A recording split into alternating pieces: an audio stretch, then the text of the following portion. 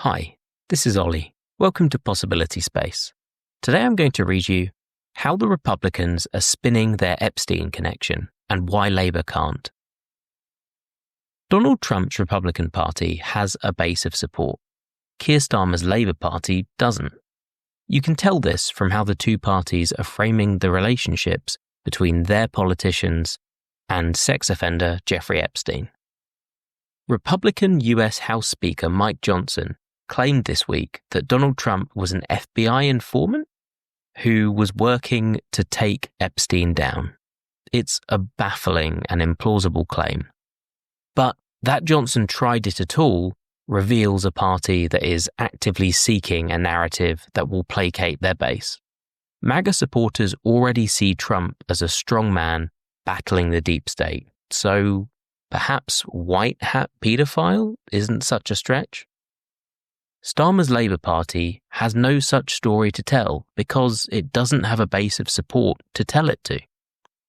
Answering questions about Mandelson's association with Jeffrey Epstein makes them visibly nervous. Count the number of ums and ahs in this exchange. The FT did a report this summer on a JP Morgan report which suggested that Peter Mandelson had stayed at the New York townhouse of Jeffrey Epstein in 2009 when he was de facto deputy prime minister, and while the financier was imprisoned for soliciting prostitution from a minor. Do you think that Lord Mandelson, who is of course a close political ally of yours, has some questions to answer?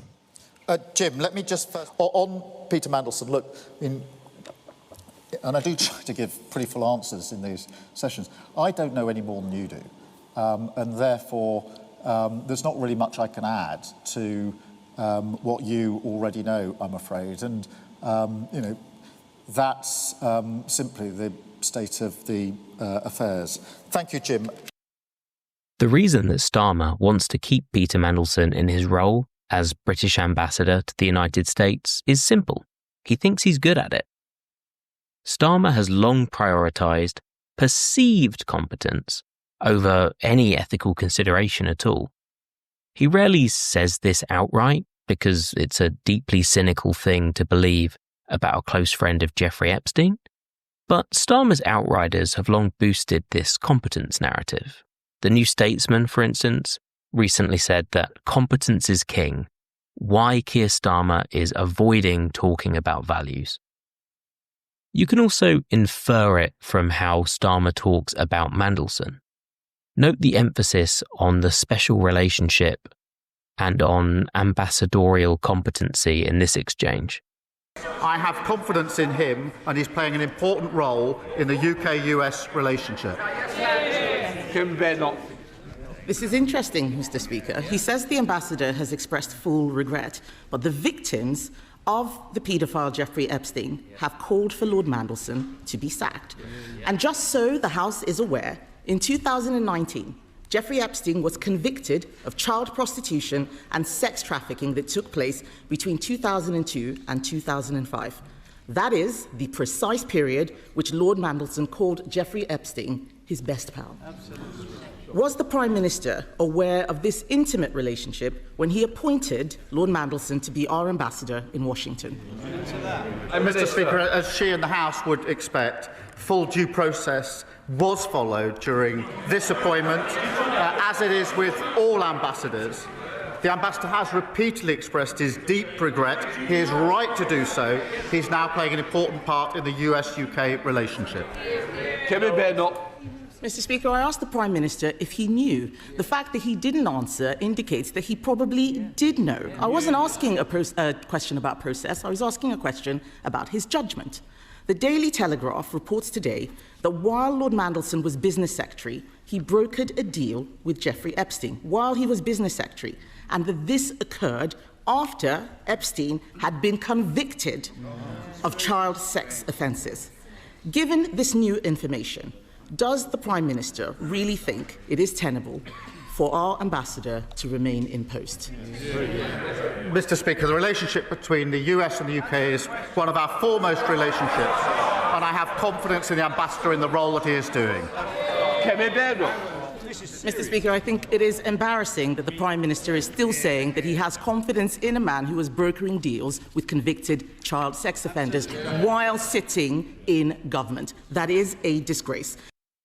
The British press similarly emphasises Mandelson's professional capability while downplaying his many, many unsavoury connections. Here's Adam Bolton, a particularly credulous columnist even by British standards. Quote, Peter Mandelson is the only politician who's never lied to me in more than 40 years on the Westminster beat. Mandelson will bring his unmatched political authority to the role of ambassador. He knows how to deal with Trump's top team on equal terms.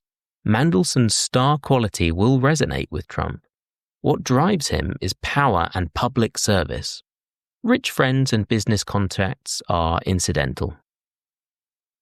Bolton here is expressing a view widely held in Westminster, that Mandelson is a, quote, wily operator and a British patriot, whose unsavoury connections are incidental rather than disqualifying. The problem that the Labour Party now faces is that the Westminster bubble is not the real world. Starmer has really painted himself into a corner here by appointing Mandelson long after his close friendship with Epstein was public knowledge. Now, despite enormous public pressure to do so, he feels he can't sack him because Trump would see that as the UK impugning his reputation by proxy. He's made such a mess of this that even Kemi Badenoch was able to wipe the floor with him at Prime Minister's questions today. The contrast is stark. The Republican Party, for all its grotesqueries, is at least trying to tell a story to keep its base on side. Labour, by contrast, has no story to tell and no base to tell it to. Just a nervous leader hoping the press and public will look the other way. Starmer mistook a brief spell of elite indulgence for popular support, and like Johnson before him, is about to find out just how brittle his authority truly is. Thank you for listening. That was a quick post from Possibility Space. I hope you enjoyed it. We are a reader and listener supported publication, so if you really enjoyed it, please do subscribe. We like reviews as well. See you next time.